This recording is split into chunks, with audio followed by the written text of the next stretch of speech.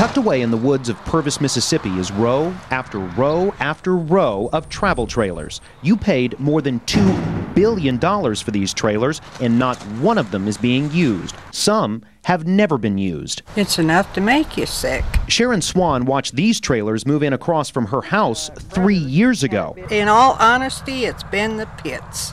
I mean, they just sit there. This isn't the only storage yard. We found another one 20 miles away in a neighboring county.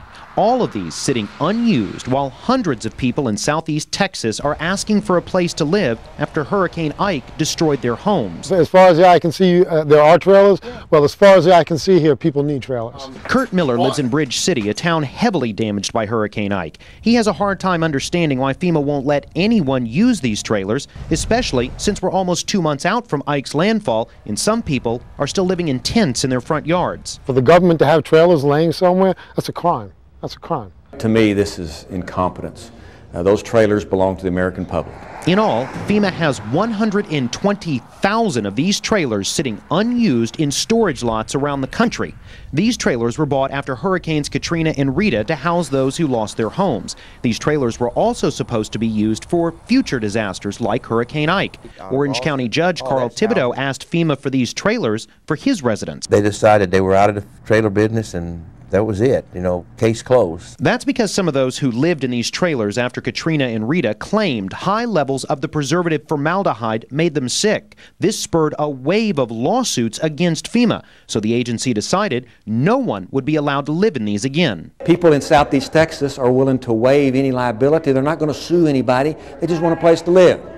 They're living in tents on their own property. They're living in the back seat of their car. Both Congressman Ted Poe and Judge Thibodeau say even though everyone from the state all the way down to those living in flood zones agreed to waive liability, FEMA still won't budge. You see 9,000 trailers sitting 100 miles from you, formaldehyde or not, what do you think? It's frustrating. FEMA's decision is also costing you money. We checked and found the agency spending more than $115 million of your tax dollars every year just to store these unused trailers, a fee you'll keep paying until FEMA figures out what to do with these trailers. It's hard to believe, but that's government at its worst. It's not like FEMA can't find buyers for these trailers. The agency's had plenty of offers. Plus, similar models are sold to the public by private companies. It's just that FEMA won't sell these trailers because of the concern over formaldehyde. Instead of these trailers, FEMA is now installing these manufactured homes, but getting these homes set up has been painfully slow. FEMA is also offering housing vouchers. A housing voucher right now at this stage of recovery is about as efficient as a Confederate dollar bill. Hotel rooms and apartments are scarce, which means residents have to drive anywhere from 60 to 70 miles to find a place to stay. They can't do that. Their kids are in school. Their job is here. And they most certainly can't afford the gas to drive an hour and a half one way every day. Which is why, health concerns or not, many of those suffering in the aftermath of Ike still can't understand FEMA's decision not to use these trailers. Give us back a life.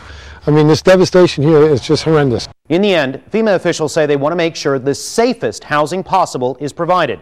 Before health concerns and lawsuits rose to the forefront, though, FEMA sold more than 15,000 of those trailers. Some were also donated. Late last month, the agency announced plans to sell an additional 10,000 trailers, but for scrap only. As for the rest, FEMA is still looking for a solution.